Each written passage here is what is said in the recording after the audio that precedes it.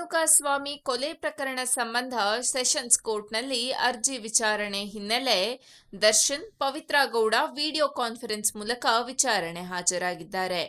ಪ್ರಕರಣದ ಬಗ್ಗೆ ದಿನದಿಂದ ದಿನಕ್ಕೆ ಹೊಸ ಬೆಳವಣಿಗೆ ನಡೆಯುತ್ತಲೇ ಇದ್ದು, ಇತ್ತೀಚೆಗೆ ದರ್ಶನ್ ಹೊಸ ಅರ್ಜಿ ಸಲ್ಲಿಸಿದ್ದಾರೆ. ದರ್ಶನ್ ಪರ ವಕೀಲರು ತಮ್ಮ ಕುಟುಂಬಸ್ಥರನ್ನ ಜೈಲಿನ ಒಳದರ್ಶನಕ್ಕೆ ಅವಕಾಶ ಕೋರಿ ಮನವಿ ಮಾಡಿದ್ದಾರೆ. ವಾದ ಆಲಿಸಿದ ನ್ಯಾಯಾಲಯ ಪ್ರಕರಣ ಸಂಬಂಧ ಮತ್ತಿಬ್ಬರು ಸಾಕ್ಷಿದಾರರನ್ನ ಕೋರ್ಟ್ಗೆ ಕರೆಸಲು ಸಮನ್ಸ್ ನೀಡಿ ಅರ್ಜಿ ವಿಚಾರಣೆಯನ್ನ ಮಾರ್ಚ್ 2ಕ್ಕೆ ಮುಂದೂಡಿಕೆ ಮಾಡಿದೆ. ಒಂದು ವೇಳೆ ಈ ಅರ್ಜಿಗೆ ಕೋರ್ಟ್ ಅಸ್ತು ಎಂದರೆ ದರ್ಶನ್ಗೆ ಕುಟುಂಬಸ್ಥರ ಜೊತೆ ಜೈಲಿನ ಒಳಸಂದರ್ಶನಕ್ಕೆ ಅವಕಾಶ ಸಿಗಲಿದೆ. ಇದು ಸಾಧ್ಯವಾದಲ್ಲಿ ಅವರು ಕೇಸ್ ಬಗ್ಗೆ, ಜಾಮೀನು ಬಗ್ಗೆ ಸೇರಿದಂತೆ ಅವರ ಮುಂದಿನ ನಡೆಯ ಬಗ್ಗೆ ವಿವರವಾಗಿ ಚರ್ಚಿಸಲು ಸಾಧ್ಯವಿದೆ. ಪತ್ನಿ ವಿಜಯಲಕ್ಷ್ಮಿ ಹಾಗೂ ಮಗ ವಿನೀಶ್ನಿಂದ ದೂರ ಇರುವ ದರ್ಶನ್ಗೆ ರಿಲೀಫ್ ಕೂಡ ಸಿಗುವ ಸಾಧ್ಯತೆ ಇದ್ದು, ಕುಟುಂಬಸ್ಥರ ಜೊತೆ ಆತ್ಮೀಯ ಭೇಟಿಗೆ ಅವಕಾಶ ಸಿಗುವಂತಾಗಲಿದೆ. ವಿಚಾರಣೆ ವೇಳೆ ಎ2 ಪರ ವಕೀಲರು ಕೋರ್ಟ್ಗೆ ಹಾಜರಾಗಿದ್ದು, ಕಾಮಾಕ್ಷಿಪಾಳ್ಯ ಪೊಲೀಸ್ ಠಾಣೆಗೆ ಭೇಟಿ ನೀಡಲು ಆದೇಶ ಮಾಡುವಂತೆ ಮನವಿ ಮಾಡಿದ್ರು. ಈ ವೇಳೆ ನಿಮ್ಮನ್ನ ಕೋರ್ಟ್ಗೆ ಹೋಗಲು ತಡೆದವರು ಯಾರು? ಪೊಲೀಸ್ ಠಾಣೆ ಸಾರ್ವಜನಿಕ ಸ್ಥಳವಾಗಿದ್ದು ಹೋಗಿ ಭೇಟಿ ಮಾಡಿ ಎಂದು ಕೋರ್ಟ್ ಸೂಚಿಸಿದೆ.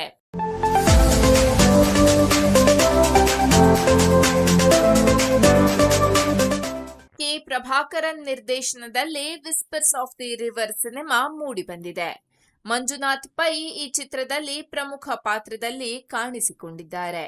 ನಟನೆ ಜೊತೆಗೆ ಮಂಜುನಾಥ್ ಪೈ ಚಿತ್ರಕಥೆಯನ್ನ ಕೂಡ ಬರೆದಿದ್ದಾರೆ.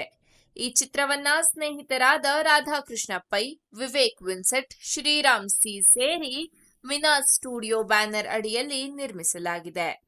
ವಿಸ್ಪರ್ಸ್ ಆಫ್ ದಿ ರಿವರ್ ಸಿನಿಮಾವನ್ನ ರೈತರ ಬದುಕಿನೊಂದಿಗೆ ನೇರವಾಗಿ ಸಂಬಂಧ ಹೊಂದಿರುವ ವೃತ್ತಿಪರರು, ಸಿನಿಮಾ ತಂತ್ರಜ್ಞರು ಮತ್ತು ನಾಟಕ ಕಲಾವಿದರೆಲ್ಲರೂ ಒಟ್ಟಿಗೆ ಸೇರಿ ರೂಪಿಸಿದ್ದಾರೆ. ನದಿಗಳೊಂದಿಗೆ ನಮ್ಮ ಸಂಬಂಧವನ್ನ ಮರುಪರಿಶೀಲಿಸುವ ಪ್ರಯತ್ನವನ್ನ ಈ ಸಿನಿಮಾದಲ್ಲಿ ಮಾಡಲಾಗಿದೆ.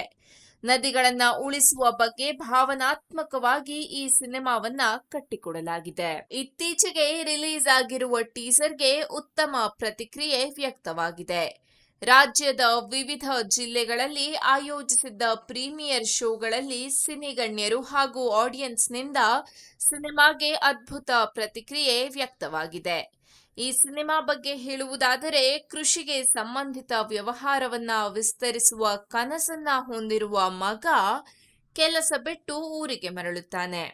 ಆದರೆ ತಂದೆ ಮಗನ ನಡುವಿನ ವಿಭಿನ್ನ ದೃಷ್ಟಿಕೋನಗಳು ಸಂಘರ್ಷಕ್ಕೆ ಕಾರಣವಾಗುತ್ತೆ. ಬಳಿಕ ಮಗ ಮಣ್ಣು, ನದಿ ಮತ್ತು ಮೂಲ ಮೌಲ್ಯಗಳೊಂದಿಗೆ ಬಾಂಧವ್ಯ ಬೆಳೆಸಿಕೊಳ್ತಾನೆ. ಗ್ರಾಮೀಣ ಬದುಕು, ಕೃಷಿಕರ ದಿನನಿತ್ಯದ ಆಚರಣೆಗಳು, ಜನಪದ ಕಥೆ, ಯಕ್ಷಗಾನ ಮತ್ತು ಹಳ್ಳಿಯ ಸಮೂಹ ಜೀವನ ಸೇರಿದಂತೆ ಸಹಜವಾಗಿ ಈ ಸಿನಿಮಾ ಒಳಗೊಂಡಿದೆ.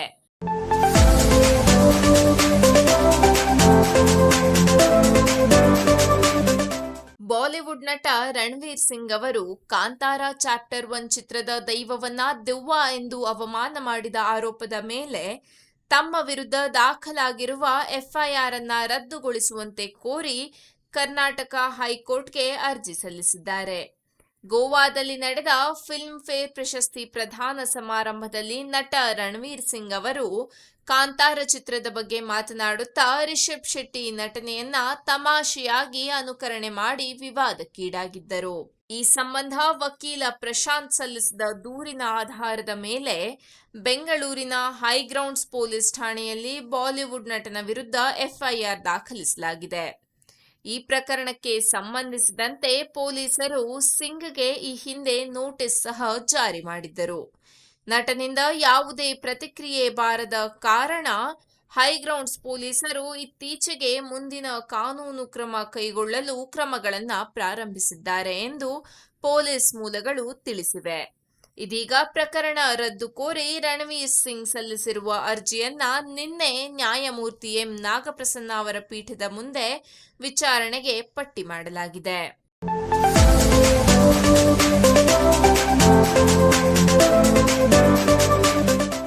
ಮಂಗಳವಾರ Kerala high court Kerala story 2 goes beyond ಸಿನಿಮಾದ ಬಗ್ಗೆ ಚಿಂತನೆ ವ್ಯಕ್ತಪಡಿಸಿದೆ. ಈ ಸಿನಿಮಾ ರಾಜ್ಯವನ್ನ ತಪ್ಪಾಗಿ ತೋರಿಸುತ್ತಿದೆ ಮತ್ತು ಸಮುದಾಯದಲ್ಲಿ ಉದ್ವಿಗ್ನತೆ ಉಂಟು ಮಾಡಬಹುದು ಎಂದು ಹೇಳಿದೆ. ಕೇರಳದಲ್ಲಿ ಜನರು ಸಂಪೂರ್ಣ ಸೌಹಾರ್ದತೆಯಲ್ಲಿ ಬದುಕುತ್ತಾರೆ. ಆದರೆ ನೀವು ಇದು ಎಲ್ಲೆಡೆ ನಡೆಯುತ್ತಿದೆ ಎಂದು ತೋರಿಸಿದ್ದೀರಿ. ಇದು ತಪ್ಪು ಸಂದೇಶ ನೀಡಬಹುದು ಮತ್ತು ಜನರ ಭಾವನೆಗಳನ್ನ ಕೆರಳಿಸಬಹುದು. ಅಲ್ಲಿ ಸೆನ್ಸಾರ್ ಬೋರ್ಡ್ ಪಾತ್ರ ಮುಖ್ಯ. ನೀವು ಇದನ್ನ ಪರಿಗಣಿಸಿದ್ದೀರಾ ಎಂದು ನ್ಯಾಯಮೂರ್ತಿ ಬೆಚು ಕುರಿಯನ್ ಥಾಮಸ್ ವಿಚಾರಣೆ ವೇಳೆ ಹೇಳಿದರು. ಸಿನಿಮಾದಲ್ಲಿ ರಾಜ್ಯದ ಹೆಸರನ್ನ ಬಳಸಿರುವುದರಿಂದ ಕೇರಳದ ಜನರ ಆತಂಕವನ್ನ ನಿರ್ಲಕ್ಷಿಸಬಾರದು ಎಂದರು. ಸಾಮಾನ್ಯವಾಗಿ ನಾವು ಯಾವುದೇ ಸಿನಿಮಾದಲ್ಲಿ ಹಸ್ತಕ್ಷೇಪ ಮಾಡಲ್ಲ.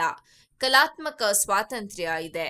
ಆದರೆ ನೀವು ಇದು ನಿಜವಾದ ಘಟನೆಗಳಿಂದ ಪ್ರೇರಿತವಾಗಿದೆ ಮತ್ತು ಕೇರಳ ಎಂಬ ಹೆಸರನ್ನ ಬಳಸಿದ್ದೀರಿ. ಇದು ಸಮುದಾಯದ ಉದ್ವಿಗ್ನತೆ ಉಂಟು ಮಾಡಬಹುದು. ನಾನು ನಾಳೆ ಸಿನಿಮಾ ನೋಡ್ತೇನೆ. ನೀವು ನಾಳೆ ಸಿನಿಮಾ ಪ್ರದರ್ಶನಕ್ಕೆ ವ್ಯವಸ್ಥೆ ಮಾಡಬಹುದು ಎಂದರು.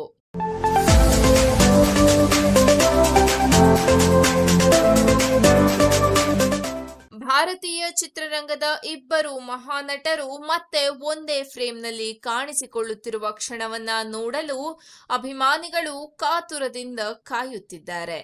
ಈ ನಡುವೆ ಹೈದರಾಬಾದ್ನ ಕಲ್ಕಿ 2 ಚಿತ್ರೀಕರಣದ ಸೆಟ್ನಲ್ಲಿ ಅಮಿತಾಬ್ ಬಚ್ಚನ್ ಮತ್ತು ಕಮಲ್ ಹಾಸನ್ ಒಟ್ಟಿಗೆ ಕಾಣಿಸಿಕೊಂಡಿರುವ ದೃಶ್ಯಗಳು ಇದೀಗ ಸಾಮಾಜಿಕ ಜಾಲತಾಣಗಳಲ್ಲಿ ಸಖತ್ ವೈರಲ್ ಆಗಿದೆ. ಈ ಭೇಟಿ ಕೇವಲ ಸ್ನೇಹದ ಸಂಕೇತವಲ್ಲ. ಭಾರತೀಯ ಸಿನಿಮಾದ 2 ಐತಿಹಾಸಿಕ ಮುಖಗಳು ಮತ್ತೆ ಜೊತೆಯಾಗುತ್ತಿರುವ ಒಂದು ಮಧುರ ಕ್ಷಣವಾಗಿದೆ.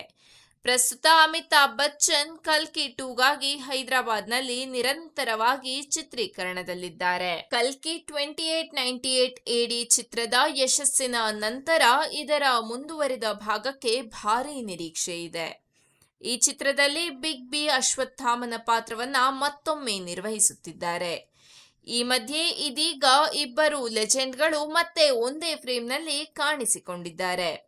ಕಲ್ಕಿ 2898 AD ಮೊದಲ ಭಾಗದಲ್ಲಿ ಕಮಲ್ ಹಾಸನ್ ಕಡಿಮೆ ಪರದೆ ಸಮಯ ಹೊಂದಿದ್ದರೂ ಕಲ್ಕಿ 2ನಲ್ಲಿ ಅವರ ಪಾತ್ರ ಸುಪ್ರೀಂ ಯಾಸ್ಕಿನ್ ಪ್ರಮುಖ ಸ್ಥಾನವನ್ನ ಪಡೆಯಲಿದೆ.